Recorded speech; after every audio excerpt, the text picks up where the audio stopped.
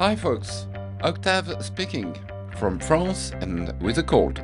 Welcome to the 5th episode of Spark's career, 1994 to 2000. Gratuitous Sax and Sensless Violins, Plagiarism, and Balls. Shall we? So may we start. It's time to start. High time to start. They hope that it goes the way it's supposed to go. There's fear in them all. You need another rhythm and you need it right away. What should I do? What should I do? And I love you to diddle it so they won't go away. I thought of you, and now you're blue till you were blue, and now you're blue till you were blue, and now you're blue till you were blue. Throw in some gratuitous sax. With his brilliant cover in false tabloid style, copying Guns N' Roses, but funnier, and it's a semi-echo of the opening of Propaganda, with the a cappella Gratuitous Sax leading into a well-deserved success of When Do I Get to Sing My Way, Gratuitous Sax and Senseless Violins made quite a splash. Though to be tired or out of touch, the brothers joyfully took the opposite route. Embracing the recent house techno synth explosion, they explored with Giorgio Moroder in the late 70s. Produced without outside help, the album is a concentrated dose of Sparks' formula. Russell's tenor voice soars over clever and biting lyrics, highlighted by Ron's irresistible melodies and magical loops, sometimes fast and furious, sometimes slow and elegant, and always rich in sound. Ron and Russell Mell create meticulously crafted concept albums, where the concept itself remains a well-kept secret.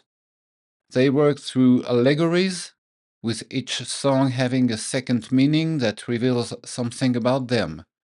The subtext of When Do I Get to Sing My Way speaks volumes about the challenges the brothers have faced.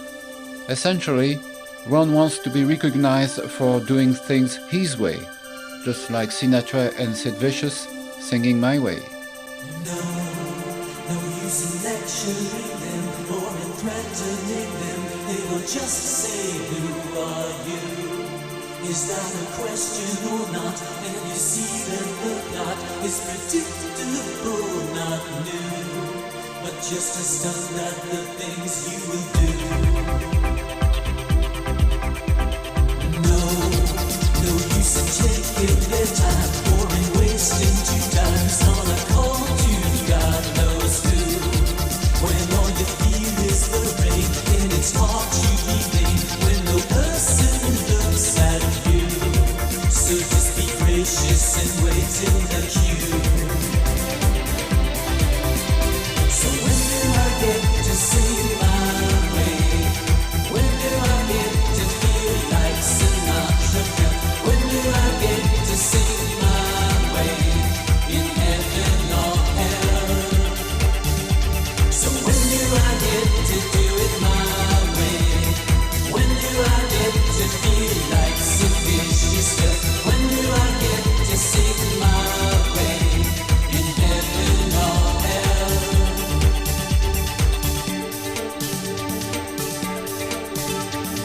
Yes, it's a tradition, they say, like a bright Christmas day, and traditions must go on.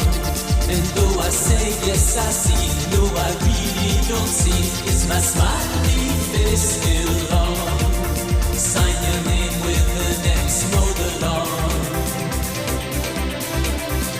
So when do I get to sing my way? When do I get to feel like Sinatra? When do I get to sing my way in heaven or hell? 6 lean years, filled with hope, work, doubt, and disappointment, had passed. Much was speculated about those 6 albumless years. with many assuming Ron Mel had lost his inspiration. But that wasn't the case. After the failure of Interior Design, no record label wanted to sign Sparks, forcing them to build their own studio, with Russell learning to be a sound engineer on the fly. Tammy Glover, their drummer and friend, revealed in Edgar Wright's brilliant documentary that every day for 6 years the brothers worked and reworked demos, producing tirelessly.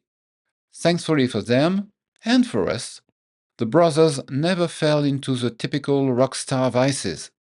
Alcohol, drugs, bimbos, jets, and palaces were never their cup of tea, allowing them to draw on their reserves during the dry spell. Simultaneously, the movie-obsessed duo attempted to collaborate with Tim Burton on a film they wrote, an adaptation of the manga Mai, the Psychic Girl, investing a good portion of their saving into the project.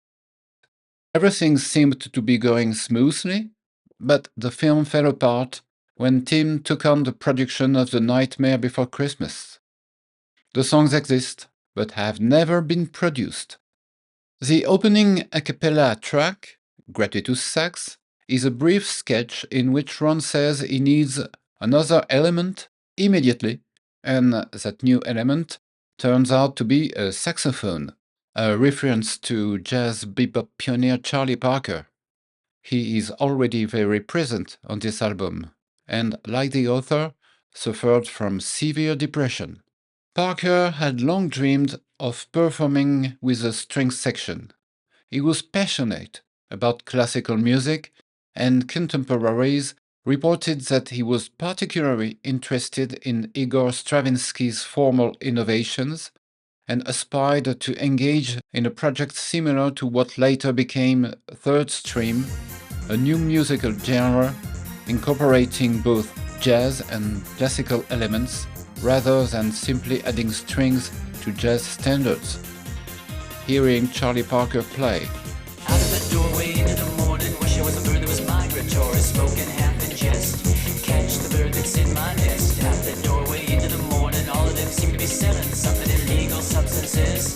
Oh, but now we're with no kisses. Though I am tempted, they are preempted. You and your rosary are exempted from criminality.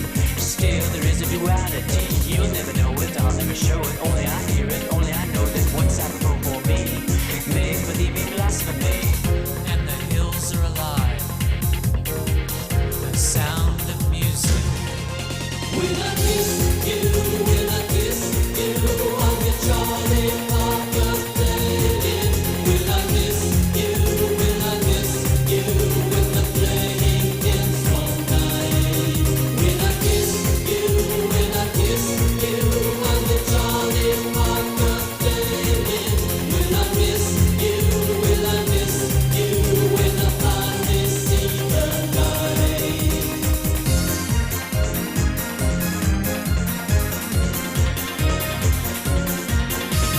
Where are they going? What are they doing? Who are they chasing? Who are they suing? It all ends up okay. In this Tennessee Williams play, what are they facing? Who are they casing? When you're attacked, tell me who you're facing. For me, it's all just fine.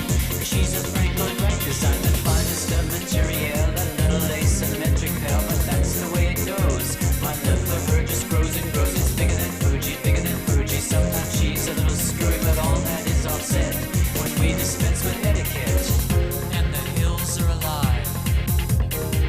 The sound of music.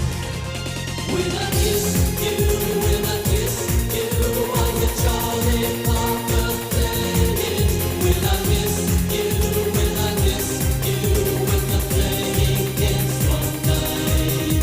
When I kiss you, when I kiss you, I'm the Charlie Parker playing. When I miss you, when I miss you, when I finally see the light.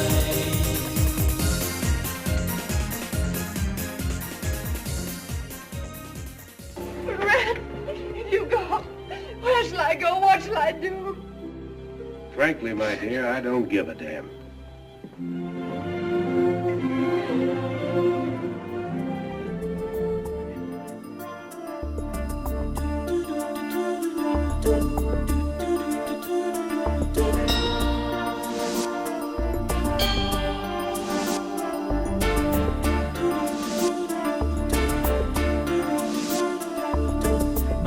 just say it. Might as well just come out and say it.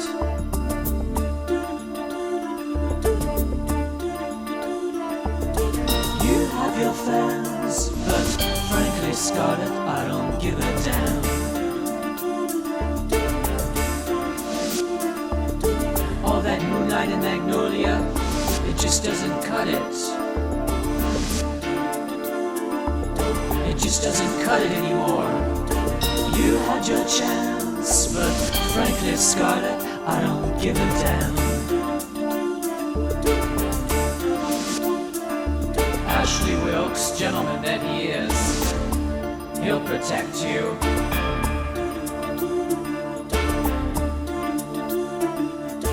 You had your fans, but frankly, Scarlett, I don't give a damn.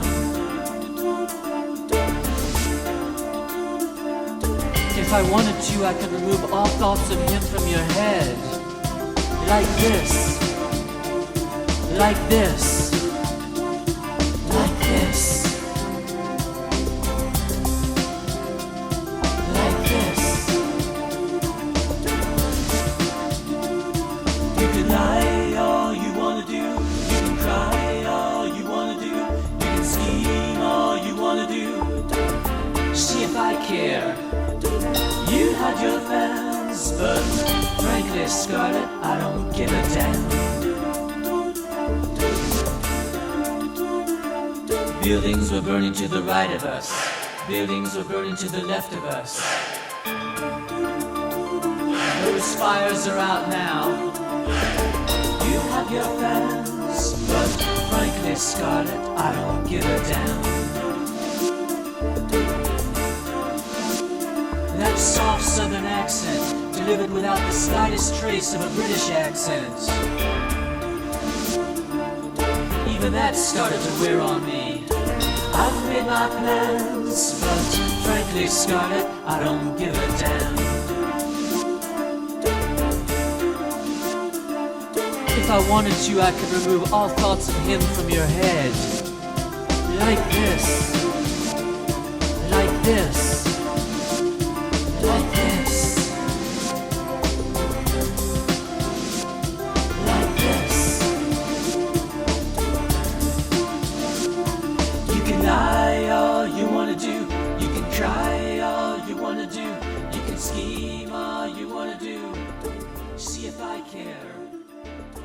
You've had your plan. Frankly, Scarlett, I don't give a damn. This seems to be a breakup song, paraphrasing Rhett Butler in Gone with the Wind. It's not the first time Sparks has written about this film. Big Beat in 1976 features the film from the perspective of a stuntman paid to fall down the stairs dressed as Vivian Leigh. Gone with the Wind, there's a lot to be said for it, but I don't know just what. We didn't catch the plot. All I did was bruise a lot. It takes another meaning when you consider that both songs are set outside the film and you look at what happened behind the scenes. It was a difficult production, with many rewrites, key actors replaced weeks into filming, a fired director, and another replaced due to exhaustion. The story behind the making of this film have inspired books and plays, and this song can be seen similarly. Sparks creates an epic, recounting the sacrifices necessary to achieve it. Let's play The Ghost of Liberace. It was a dark and stormy night that I stepped out. Something strange was in the air, I couldn't figure it out. Who's there? Tell me what you want from me. Oh no, I can't believe what I now see. They say the paranormal's just a sucker's game. I keep an open mind, but deep down I feel the same. Oh no, now I think I've changed my mind. Oh no, now I know I've changed my mind. The ghost of Liberace keeps on hanging round, hovers over farmland, lingers over towns. The ghost of Liberace still has that mystique. If he were alive, he'd now be at his peak. The ghost of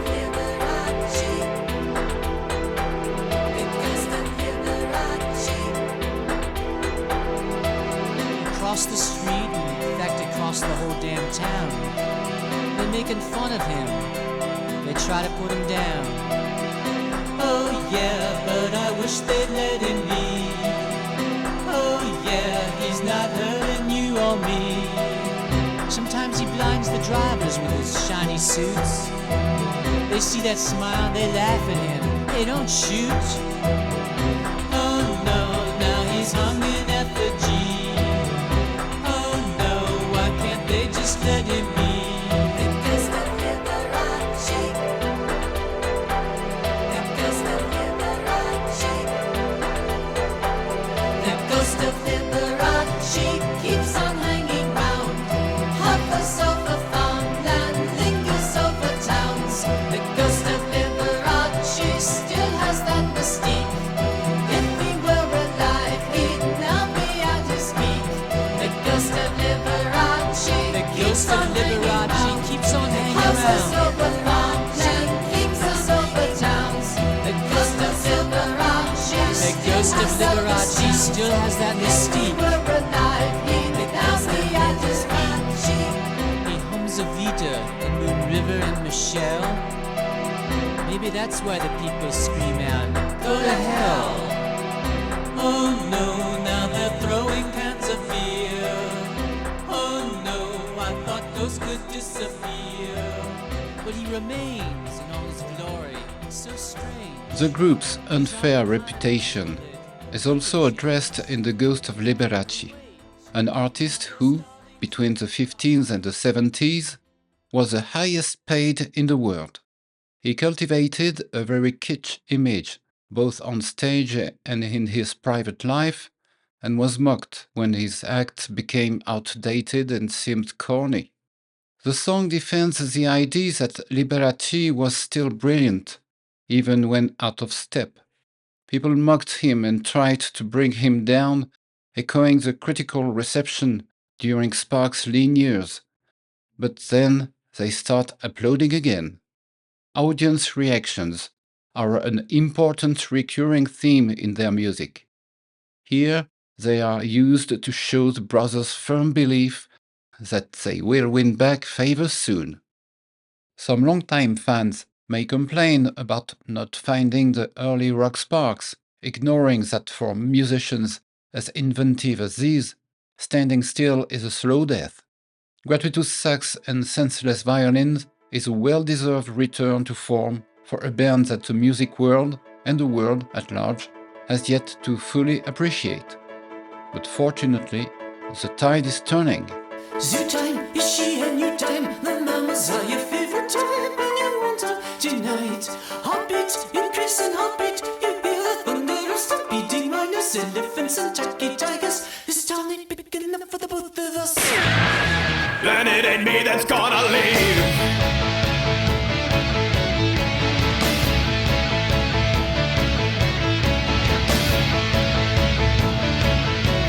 Flying, domestic flying, and when the stewardess is here to usher in the fear.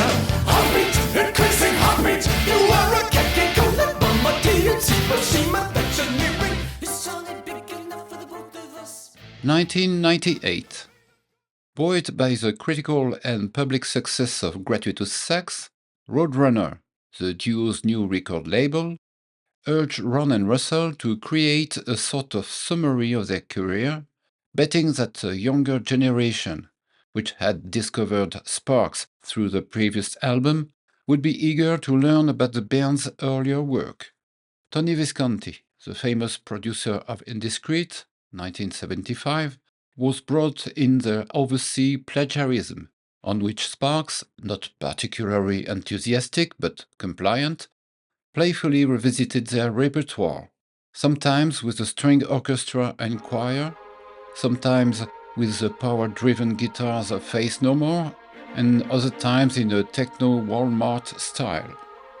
It was a joyful mishmash, in which some friends of the Mel brothers, including Jimmy Sommerville and members of Erasure, participated. A sort of settling of accounts for the chaotic period that had preceded it, Plagiarism heralded the arrival of a new era, with Gratuitous Sax having laid the first stone. With Plagiarism, Sparks revisited, with smiles on their face, a long and winding career that saw them navigate both the sublime and the most disreputable depths.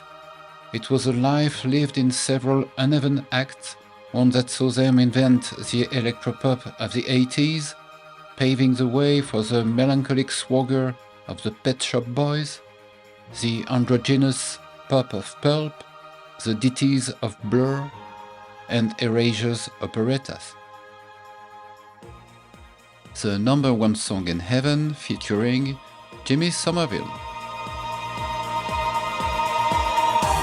This is the number one song in heaven, written of course by the mightiest hand. All of the angels are shipping the fallen master. They always follow the master at his plan. This is the number one song in heaven. Why are you hearing it now?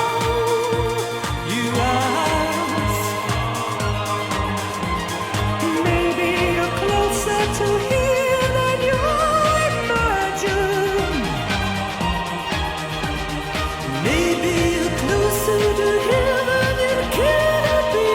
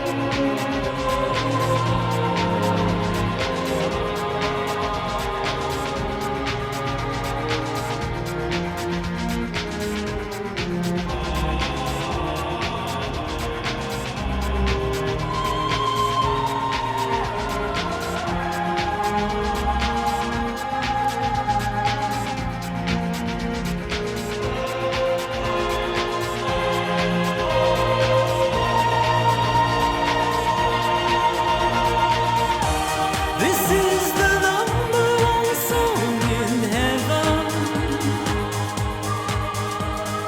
written of course by the mightiest hand.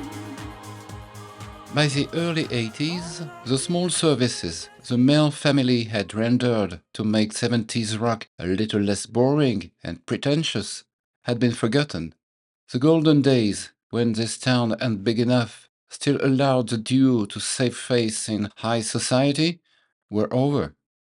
Punk has destroyed Sparks without even realizing it, while disco had unwittingly delivered the final blow by welcoming them into its fold, pulling rabbits. I'll grab the sun and the moon. I'll hold the world in my hand. These things are easy for me. I can't make you understand. Pulling rabbits out of her hands. Pulling rabbits out of her hands. All I get is polite applause. Applause, applause, applause, applause, applause. Marvel at heaven and hell. Gasp at the Champs-Élysées. Raise the Titanic and then I see it turning away. Pulling rabbits out of her hands. Pulling rabbits out of her hands. All I get is polite applause.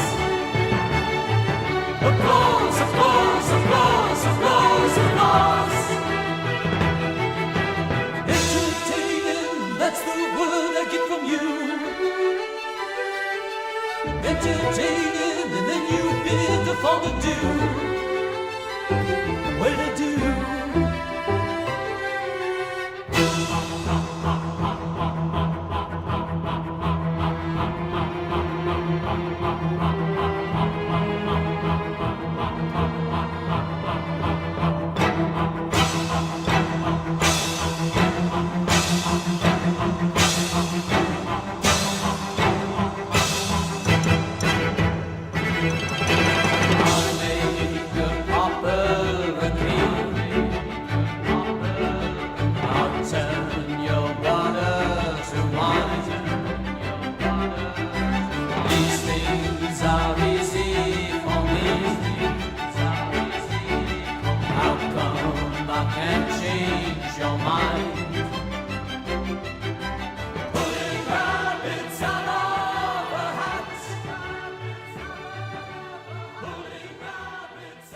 Paradoxically, the 80s saw a mushrooming of groups and duos modeled after Sparks, an agile, energetic singer paired with an imperturbable keyboard bodyguard, a reliable combination of fire and ice, the archetypal formula of proud gay pop.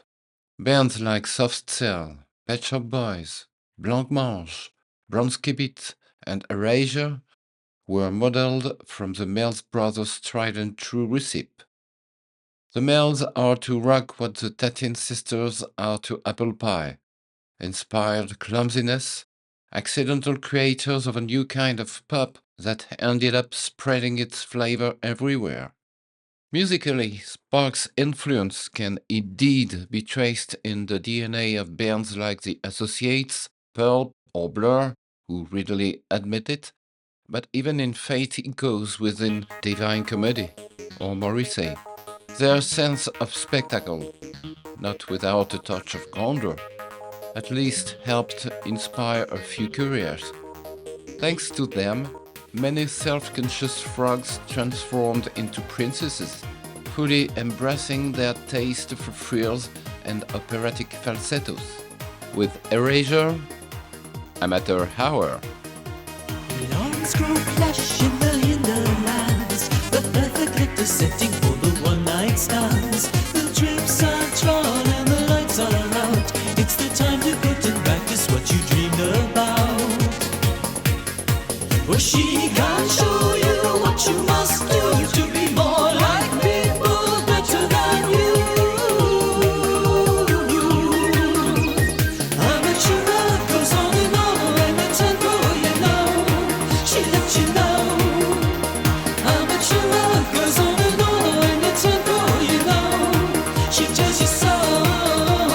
Girls grow tops to grow topless in, while we sit and count the hairs that blossom from our chins. Our voices change at a rapid pace. I could start the song at tenor on the Linda's bass.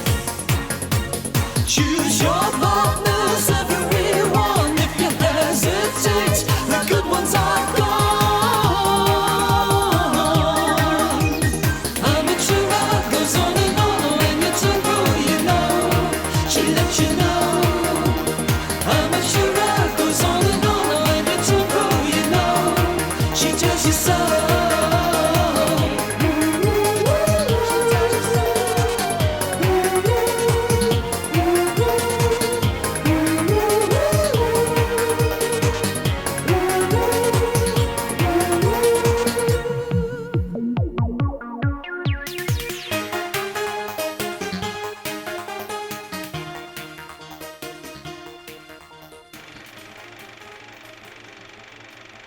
It's the calm before the storm.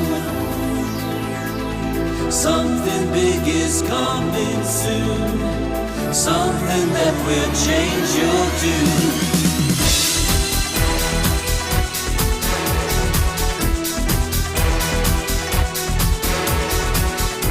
The dogs are letting postmen come and go. The muscle cars are driving way too slow. And everybody's walking on tiptoe for every yes 100 no's. The kind of day when nothing hits the fan. The kind of day when nothing's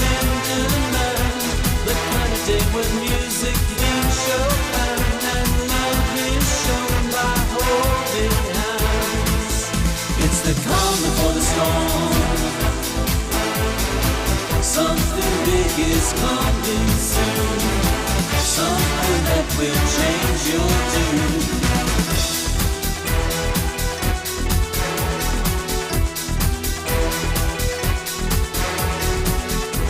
And everybody's talk is monotone, and everybody's look is monochrome, and everybody's life has been postponed. The loudest sounds a diatone.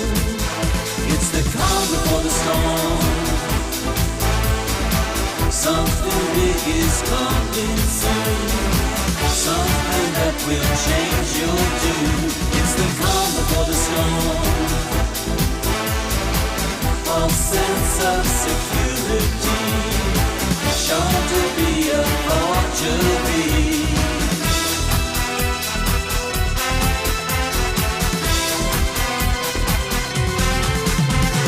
Something's about to break, but it isn't clear. Is it something we should change? Is it something we should change? The Calm Before the Storm, Balls, 2000. Balls is generally underestimated, ignored by the public at large, and often set aside by a good portion of Sparks fans. This doesn't mean it's a bad album, but in the context of the brothers' return to the top, it seems to lack energy, at least in its second half. However, that's no reason to dismiss it. After the calm before the storm comes the calm before the opera. Something's about to break, but it isn't clear. Is it something we should change? Is it something we should feel? Something's about to break, but it isn't clear. Is it something we should change? Is it something we should feel?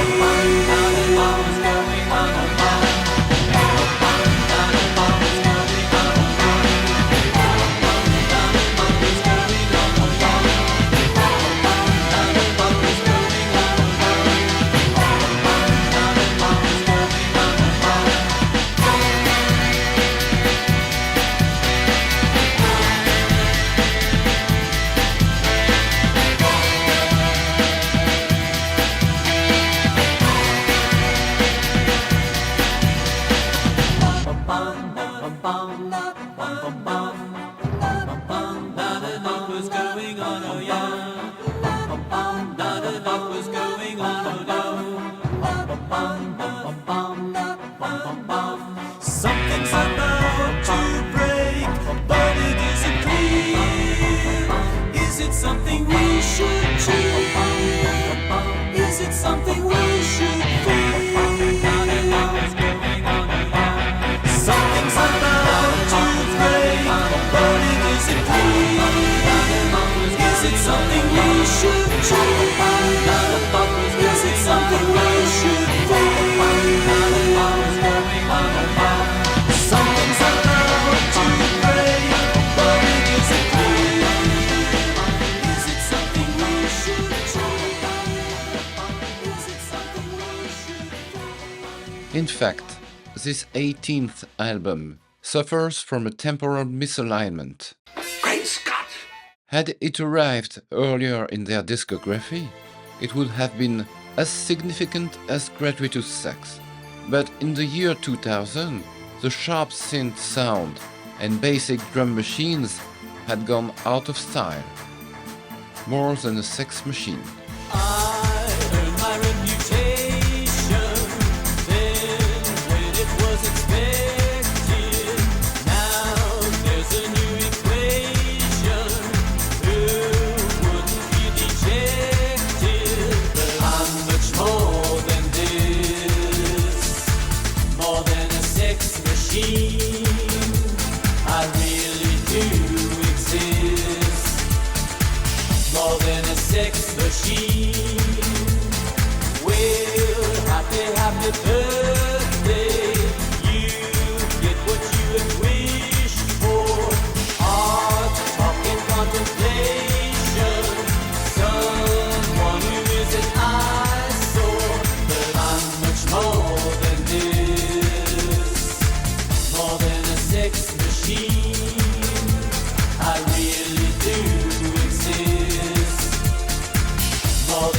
sex machine.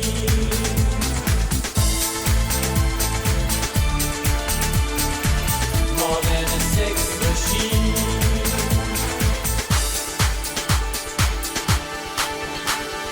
Oh, what a time, that's what you said. You never asked, are you well read? You never sought a sensitive side. All that you said was right, baby, right. But I'm much more than this, more than a sex machine. I really do exist, more than a sex machine.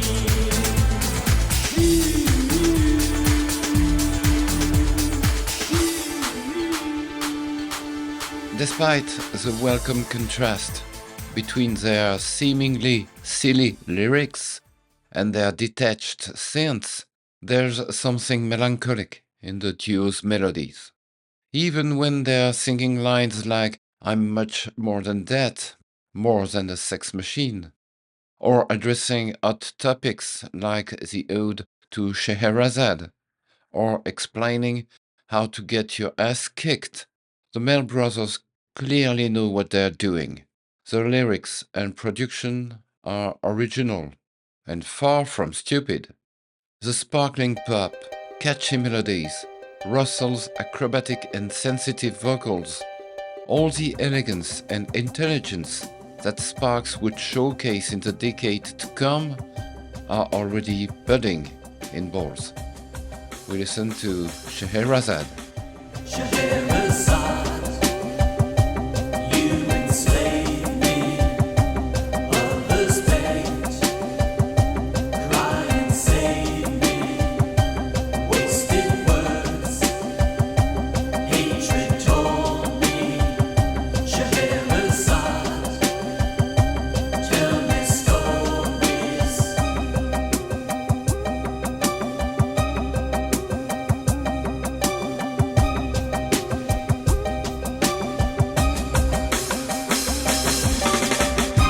Ships at sea,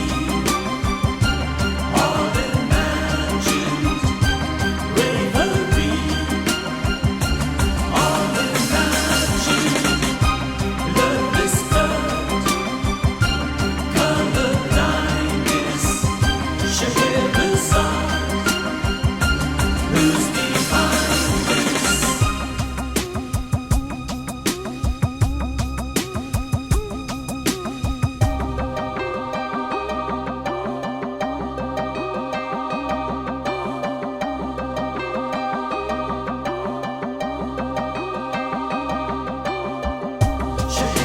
Sheherazade, there's a sameness to the world in its plainness, but your worlds are on fire, filled with lust, filled with liars.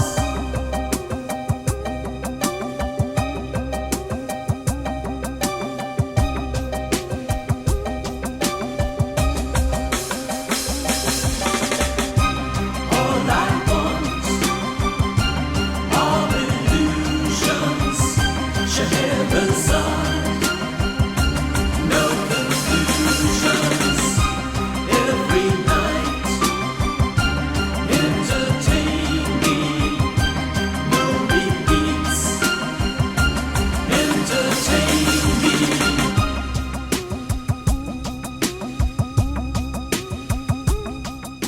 This podcast is over. I hope you enjoyed it. If so, your comments are welcome, as are your subscription. And don't forget that